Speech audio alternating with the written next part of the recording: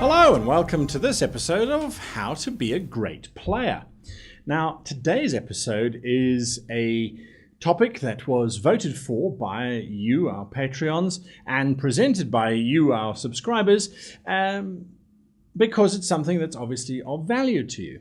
And it's a question of how do you play your statistics or your stats in role-playing games. So, the important thing to ask yourself is, firstly, are you a statistician or are you a storyteller? If you're a statistician and you like all your numbers to work and your maths must be solid and that your character, regardless of what system you're playing, will always triumph because they have the best combination of values, then this video is not for you. Your focus is on creating a number crunching game, and there's plenty of enjoyment to be had in that. This video is for you who like to tell a story, and the numbers are simply there to help you tell it in a more interesting way. So that's what we're going to look at, is how do we take the numbers, how do we take the values that these games use to make our game that much better as a player. Your GM is worrying about the story. You've got to worry about the story of your character and your representative numbers that need to help support that and that also need to challenge it. So when we look at numbers, most systems will have some kind of health value, they'll have some kind of intelligence value, and they'll have some kind of physical value. At the very least, I don't know of many systems that don't have at least those three values.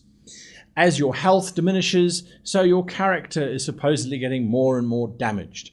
As your intellect goes higher or increases, so your character should be getting smarter and smarter. And as your strength increases, your character should be getting brawnier and stronger and more robust. Well, that's the theory anyway. And of course, the converse is true as well. As those numbers decrease, well, your intelligence, as it decreases, should get lower and lower, and your thought capacity and your planning should in theory go down. As your strength gets lower, you should get weaker and frailer and become more like a little old invalid than a brawny warrior. But different systems have got different types of mechanic in terms of the stat. And I'm not going to go through all of those potential options. What I'm going to do, though, is I'm going to say to you, how do you now use that? And often the question comes in at character creation, at least in terms of how do we interpret those numbers. So in terms of interpreting the numbers, a low number obviously will speak to some kind of lack, some kind of inefficiency, some kind of deformity, or some kind of social problem. If you have numbers, though, that are negative and you look at it and you go, well, my character is going to be frail. Well, that's one way of looking at it, but try and look at it in a different way. Yes, so your strength is low. Maybe you're not a frail character. Maybe you're just like everybody else. But your strength in terms of passing out at the first sign of danger, in terms of freaking out when you take a small cut on your hand. Perhaps it is not a physical manifestation, but a psychological manifestation that reduces your strength. Someone who can't possibly break her nails because, oh, well, that would be the end of her world, would statistically be represented as having a low strength, even though she might be able to open up that cookie jar on her own if push came to shove. Because she doesn't want to break her nails, she doesn't appear to be strong. On the other hand, a character who has a tremendous strength doesn't necessarily have to be an Arnold Schwarzenegger lookalike. He could be someone who is like you or me, and that strength comes more from being able to use his body or use her body in terms of forcing open a jar with leverage. So maybe it's more of an intelligence strength.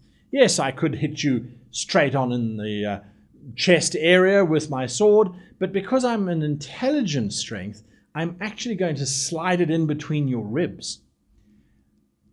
My strength bonus still applies. I'm still doing damage to you, but I'm not doing it in the traditional I hit it until it's dead because I've got high strength. So the way that you can use your statistics to shape your character is to look at how you can reinterpret those values. How can you move away from the traditional interpretation of 5 pips in this and 3 proficiencies in that? How can you make that more of a narrative, and how can you make it more interesting so that when people ask you about your character, you can say, well, my character appears to be very strong, but that's only because they know how to use their body more efficiently. Or my character is not stupid, but has got so much going on in their mind that they actually can't focus enough to finish a sentence because they're busy thinking about how they're going to solve this equation. So they drift out of conversations. It doesn't mean that they're stupid. It just means that they weren't paying attention. So again, it's about how do you do that. Now, a lot of people ask and they'll say, oh, I'm a very intelligent person, but my character has got a below average intelligence. How do I role play that when the party is trying to solve some kind of problem and I know how I would do it, but my character doesn't?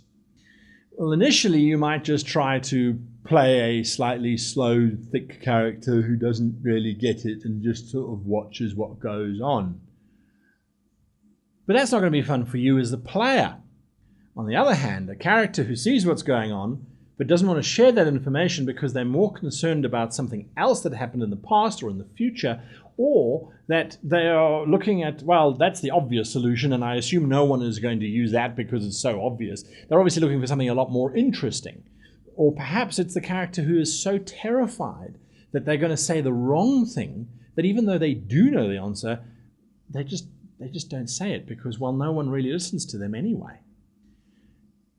Again, it's about trying to interpret how to use your stats to tell the story. And if you can't, and there are instances where you go, well, my character has got this very low intelligence and I'm just going to not give them the answers.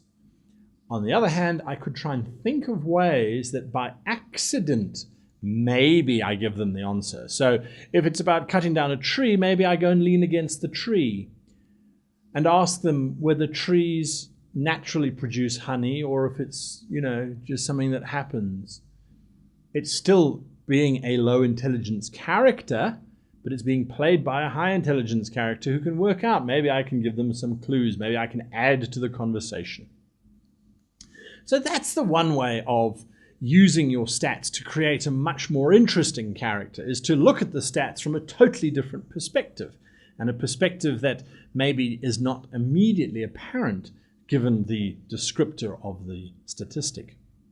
Now, the other side of the coin is, whilst you are rolling dice, how do those numbers now affect your character? Because you've got, say, penalties to your roll or you've got positives to your roll. And those somehow need to be interpreted, don't they? So instead of just saying, oh, well, I needed to get 16 and I only got 12, I fail, it's a case of saying, I know I can do it, but I just can't see it. I don't see it. Can anyone help me try and interpret this cryptic clue here? Because it's right on the tip of my tongue, but I can't see it on my tongue, so I don't know what the answer is. That's a better way to play your numbers. If it's a case of give me a percentile and you go, oh, wow, I got 82% over 40. So that's a 40% pass, that's 4 successes or whatever the system might be. So I really get this. Again, it's about saying, I've seen this before. I was in a training exercise where this actual puzzle was presented to us. So I've actually solved this thing multiple times, and this is exactly how you do it. Now, we could use this to reset something, or GM, is there something that I can do because of my successes to enhance the trap or to deactivate the trap or to learn more about the people who created it? Don't just drive the stat or the number, drive the story and figure out how to use that to your advantage. So the rolling is always fun. I mean, you never know what's going to pop up. A natural 1, which in some systems is a calamitous failure. How can I use this? Well, as I'm moving forward, I'm sweating so much because it's summer outside that my glasses actually slip off of my face. And what's the outcome, GM? And the GM might say, well, what did you roll? And you say, I rolled a 1. The GM should pick up on the fact that you are describing this, preferably C, because you should be using dice that everyone at the table can see anyway, and then be able to roll with it. So you're turning it into a story. You're not just turning it into a mathematical, oh, well, if you got within this range to that range, X happens. If you got this, Y happens. Now, there are systems out there, and they're not on this table, where the dice help determine the narrative outcome. And although these are innovative systems, I personally find that they are being too prescriptive in terms of everything must now be a story or get boiled down to a number. I'd rather have everything as a number that I can then use to tell my story with. But that's personal preference. Our stats need to define our characters because that's the type of game that we're playing. Our characters, however, need to be the ones that are in control of those numbers, and we, as the creators, are the ones who are in control of our characters. So we must look at numbers not necessarily just as a mathematical function, but as a narrative function, and plumb them to see what stories we can get out. Why would this character who grew up in the wild have a low strength? Surely they're going to be chopping trees and hauling wood and milking cows and doing all those kinds of wonderful things. Not sitting around behind a table. If so, why were they sitting around behind a table, and what family environment allowed them to do so? If our starship captain has got poor tactics, how did she become a captain in the first place? If she's got fantastic astrophysics skills, how did she become our captain? What was the progression? What was the story that got her from point A to point B? Again, informed by our numbers, but not controlled by them.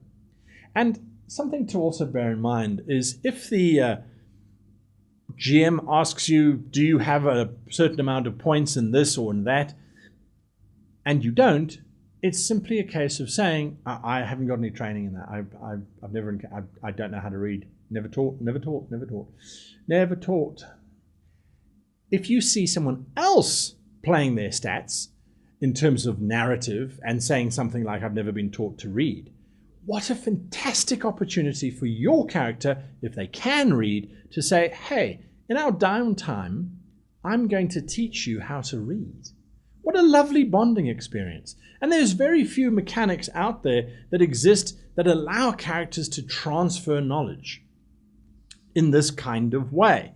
So it's something to think about, to chat to your GM and say, listen, if we role-play training and we're doing it between each session, can't we all just get a few points or pips or marks or whatever the game system is in that particular field, because we have been working on it. Yes, we haven't leveled up or gained experience, but the point is we're telling a good story, aren't we? I hope that helps in terms of giving you a little bit of light on how to interpret stats and how to use stats to look at things in a totally different way, and to get your fellow players to go, oh, I never thought that you could use charisma like that. Yes, I suppose you could be a very pretty person, but if you've got an abrasive personality or a horrid laugh, or you tend to touch people a lot whilst they're talking to you, which can be seen as offensive, and that's why your charisma is actually low. So you're quite a pretty person, you're just a hideous creature internally.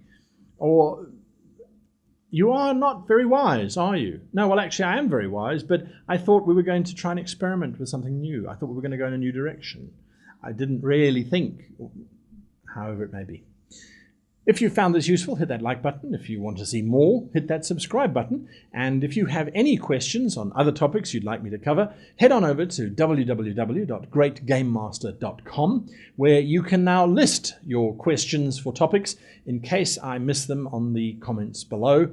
And if you are a Patreon of ours, you can then actually vote on which topics you would like to see handled first before all of the rest, as in the case of this particular video. So until next time, I wish you the very happiest of playing.